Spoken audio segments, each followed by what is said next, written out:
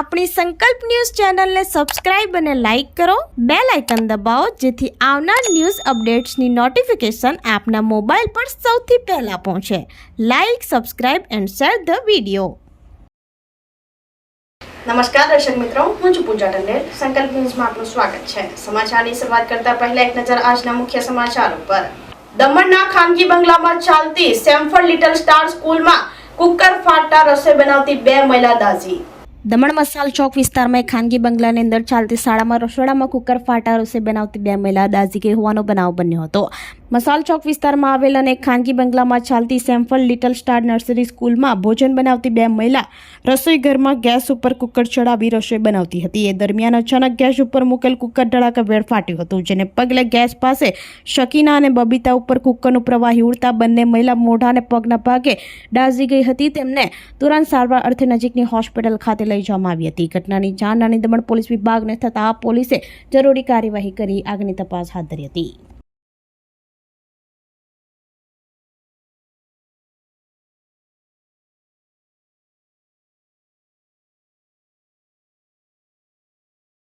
દમણમાં cricket student premier league season 3 માં સરકારી કોલેજની બીએસસીની ટીમ ચેમ્પિયન બની જ્યારે બીએની ટીમ રનર્સ અપ રહી.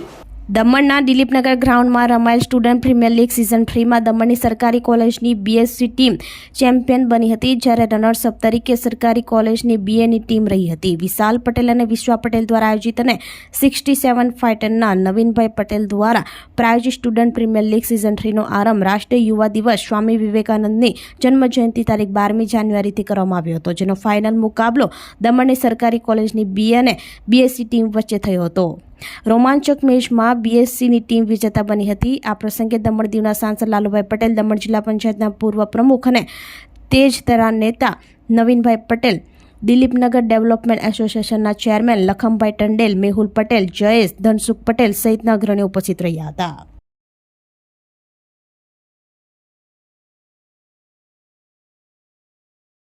ભરૂચ શહેરમાં આવેલ રંગોલી કોમ્પ્લેક્સમાં ઓવરબ્રિજનો સ્લેબ ધરાશયી થતા વાહનો દબાતા નુકસાન. ભરૂચ શહેરમાં અનેક જોખમી ઇમારતો અને શોપિંગ સેન્ટરના સ્લેબ જર્જરિત બન્યા છે. પાલિકા તંત્ર દ્વારા પણ પ્રોપર્ટી માલિકોને નોટિસ આપી જોખમી ઇમારતો ઉતારી લેવા અપીલ કરી છે, પરંતુ ઉદાસીન માલિકોને પગલે સ્લેબ તૂટી પાડવાની ઘટનાઓ સામે આવી રહી છે. તેમાં ઉત્તરાયણ પર્વ અને રવિવારના રોજ ભરૂચ શહેરમાં આવેલ રંગોલી કોમ્પ્લેક્સ ઓવરબ્રિજનો સ્લેબ ધરાશયી થતા દોડધામ મચી હતી. ઘટનાને પગલે કોઈને જાનહાનિ નહીં થતા સૌ કોઈએ રાહતનો શ્વાસ લીધો હતો, પરંતુ 3 જેટલા વાહનો દબાઈ જતા ભારે નુકસાન પહોંચ્યું હતું. જોકે રજાના દિવસે ઘટના બની હોવાથી જાનહાનિ ટળી હતી, ત્યારે તંત્ર કડક રાહે જોખમી શોપિંગ સેન્ટર અને કોમ્પ્લેક્સ ઉતારી લેવા પગલાં ભરે તે અત્યંત જરૂરી બન્યું છે. ભરૂચથી રિપોર્ટર અવી સૈયદ, સંકલ્પ ન્યૂઝ.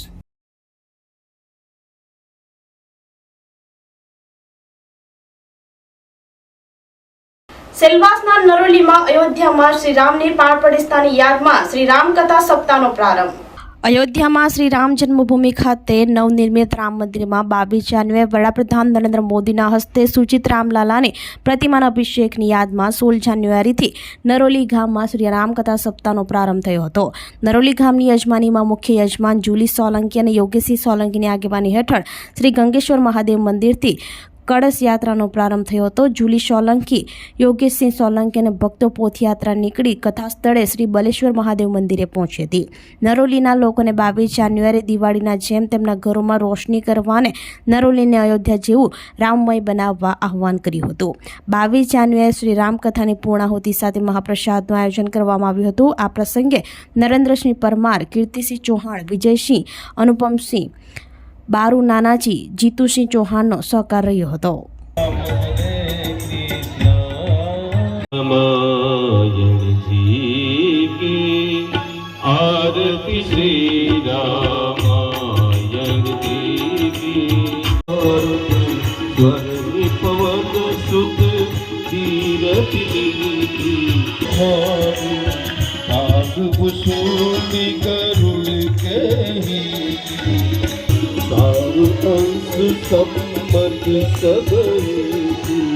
રાણી લક્ષ્મીબાઈ આત્મરક્ષા પ્રશિક્ષણ અંતર્ગત 541 શાળાઓમાં 27,000 કન્યાઓને સ્વરક્ષણ તાલીમ કરાટેનો શુભારંભ.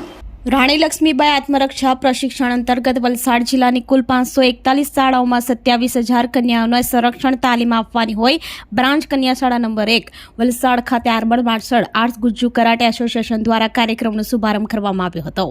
તાલીમના ઉદ્ઘાટન કાર્યક્રમમાં નાયબ જિલ્લા વિકાસ અધિકારી કે પટેલ, જિલ્લા પ્રાથમિક શિક્ષણ અધિકારી ડીબી વસાવા, જિલ્લા girls education coordinator ચેતાલીબેન, BRC મિતેશભાઈ, CRC જાગૃતિબેન તેમજ કરાટે સંસ્થાના કેઓસી મનોજ પટેલ, સેન્સાઈ આકાશ પટેલ અને સેન્સાઈ કિરણ પટેલ, શાળાના આચાર્ય જ્યોતિબેન તથા સ્ટાફગણ હાજર રહ્યા હતા. આત્મરક્ષા પ્રશિક્ષણ કાર્યક્રમમાં દીપ પ્રાગટ્ય કરી તાલીમનો શુભારંભ કરવામાં આવ્યો હતો. કે પટેલ દ્વારા કન્યાઓને બાહ્ય ગેરલાભ ઉઠાવતા તત્વો સામે કઈ રીતે એલર્ટ રહી પોતાનું સ્વરક્ષણ કરી શકાય તે માટે માર્ગદર્શન આપવામાં આવ્યું હતું. શાળાના આચાર્ય દ્વારા પણ સ્વરક્ષણની તાલીમ કેટલી જરૂરી છે તે સમજાવવામાં આવ્યું હતું.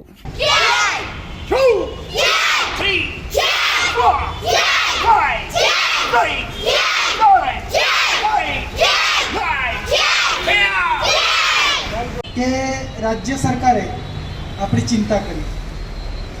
કેમ કે આજે જે નાની દીકરીઓ છે એ દીકરીઓ આવતીકાલે ભારતનું ભવિષ્ય બનાવનાર છે. તો એ દીકરીઓમાં જો થોડીક આત્મરક્ષણ કે પોતાનો સ્વ બચાવ કરવાની જો પ્રવૃત્તિથી જાણકાર હોય તો એ ભવિષ્યની પેઢીને પણ એ આત્મરક્ષણની માર્ગદર્શન એ આપી શકે છે. એટલે એ આપણે જીવનમાં જે હિંમત, ગુસ્સો, બરાબર, એ બોર્ડ પર જોયું આજે સવાલ મેં આ જ વિચાર કર્યો કે તમારા સાહેબ પણ આજે અમારી બાળાઓની જે તાલીમ આપવાના છે, આજે મને કહેવાયા કે સાહેબ આપણે જવાનું છે, જે પ્રેરણા આપવાની છે, એમને પણ આજે એટલો જ આનંદ છે. જો તમે જાગૃત હશે તો તમારી સાથે, સમાજ સાથે, દેશ સાથે, જે કોઈ નારીઓ સાથે જે કંઈ ઘટના ઘટે છે એ ઘટતી બંધ થઈ જશે કે નહીં થઈ જશે? બોલો. એના માટે અવેરનેસ કાર્યક્રમ સાથે સેલ્ફ ડિફેન્સ એટલે કે તમે પોતાનું સ્વરક્ષણ કરી શકો એ બાબતનો આજનો કાર્યક્રમનો આયોજન કરવામાં આવેલું છે. એ નિમિત્તે આજના કિંમતીમાં કિંમતી સમય ફાળવી. તો આ તારના સમાચારો, નવા સમાચારો સાથે કાલે ફરી મળીશું. નમસ્કાર. આપણી સંકલ્પ ન્યૂઝ ચેનલને સબસ્ક્રાઇબ અને લાઇક કરો, બેલ આઇકન દબાવો જેથી આવનાર ન્યૂઝ અપડેટ્સની નોટિફિકેશન આપના મોબાઈલ પર સૌથી પહેલા પહોંચે. Like, subscribe and share the video.